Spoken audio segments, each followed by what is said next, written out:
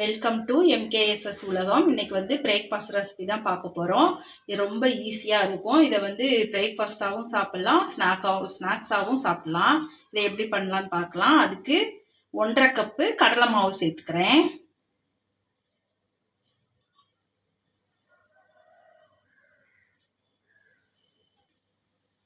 அதில் ஒரு 1/4 கப்பு அரிசி மாவு சேர்த்துக்கலாம்.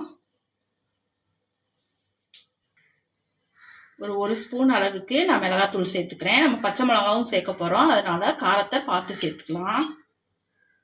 ஒரு 1/4 ஸ்பூன் மஞ்சத்தூள் சேர்த்துக்கலாம். நீளமாக கட் பண்ணி வச்சுருக்கிற பச்சை மிளகா சேர்த்துருக்கலாம். ஒரு 4 பச்சை மிளகா நான் சேர்த்துருக்கேன். உங்களுக்கு காரத்துக்கு ஏற்ற மாதிரி நீங்கள் சேர்த்துக்கலாம்.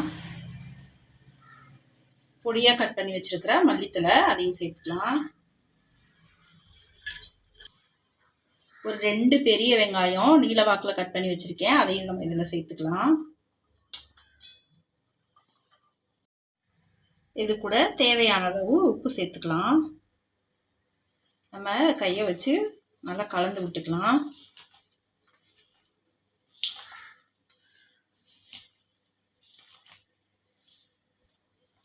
நம்ம தண்ணி சேர்க்காம இதை நல்லா கலந்து விட்டுக்கலாம். நம்ம தண்ணி சேர்க்காம கலந்து விட்டோம். இப்போ இதில் வந்து கொஞ்சம் கொஞ்சமாக தண்ணி சேர்த்துக்கலாம், ஒரே தான் ஊற்றக்கூடாது.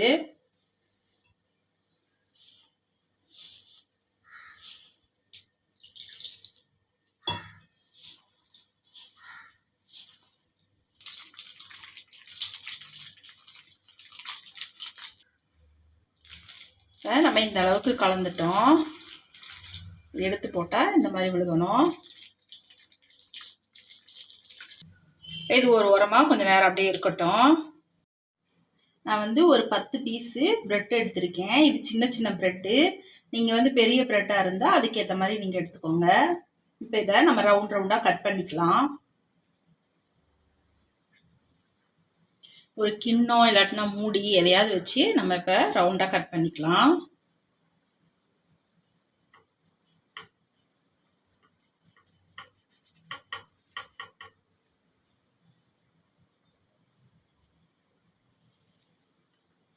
இதே மாதிரி எல்லா ப்ரெட்டையும் நம்ம கட் பண்ணி எடுத்துக்கலாம். இப்போ எல்லா ப்ரெட்டையும் நம்ம கட் பண்ணி எடுத்துட்டோம். இப்போ அதில் ஒரு ப்ரெட் பீஸ் எடுத்திருக்கேன்.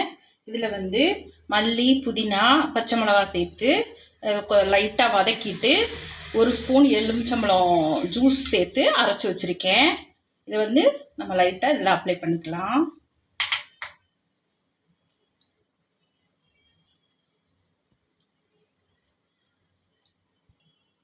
அப்ளை பண்ணிட்டோம். அதுக்கு மேலே இன்னொரு ப்ரெட்டை வச்சுக்கலாம். இதே மாதிரியே நம்ம எல்லா ப்ரெட்டையும் நம்ம செஞ்சு வச்சுக்கலாம்.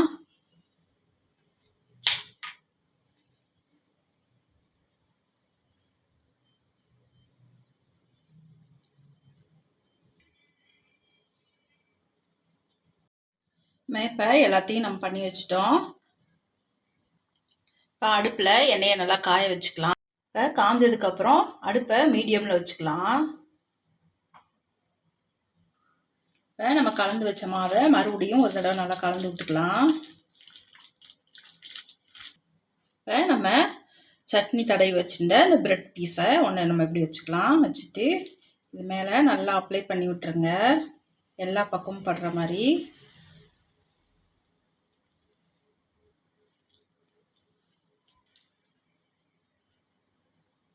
இப்போ நம்ம இதை எண்ணெயில் அப்படியே போட்டுக்கலாம்.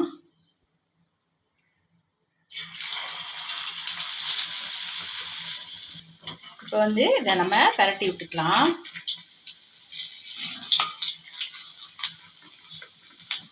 இது வந்து சாப்பிட்றதுக்கு நல்லா டேஸ்ட்டாக இருக்கும். நம்ம வந்து ப்ரெட்டுக்கு நடுவில் சட்னி வச்சுருக்கோம், அதனால் சாப்பிட்றதுக்கு சைடிஷ் எதுவுமே தேவையில்லை. நல்லா டேஸ்ட்டாக இருக்கும். குழந்தைங்களாம் எல்லோரும் விரும்பி சாப்பிடுவாங்க. நான் வந்து சின்ன கடாயினால் நான் ஒன்றா போட்டு எடுத்துக்கிறேன். இப்போ நம்ம போட்ட அந்த மாவு மேலாப்பில் வெந்துருச்சு, நல்லா செவந்துருச்சு. நம்ம இதை வெளியே எடுத்துக்கலாம்.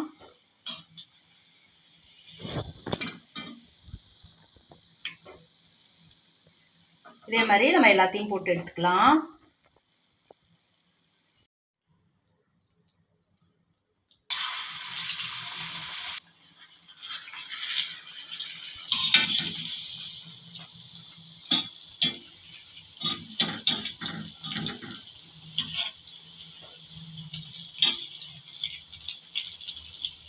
இப்போ நல்லா போட்டோடனே நுரையா வரும். இந்த நுரை அடங்கின உடனே நம்மளுக்கு வெந்துருச்சுன்னு அர்த்தம். நம்ம வெளியில் எடுத்துடலாம்.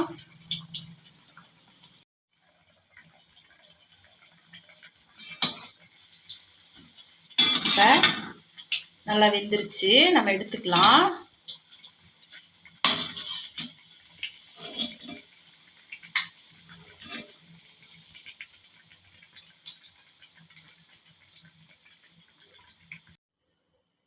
இன்றைக்கி ப்ரெட்டை வச்சு ஈஸியாக ஒரு ரெசிபி பண்ணிட்டோம். இதை வந்து பிரேக்ஃபாஸ்ட்டாகவும் சாப்பிட்லாம், ஸ்நாக்காகவும் சாப்பிட்லாம்.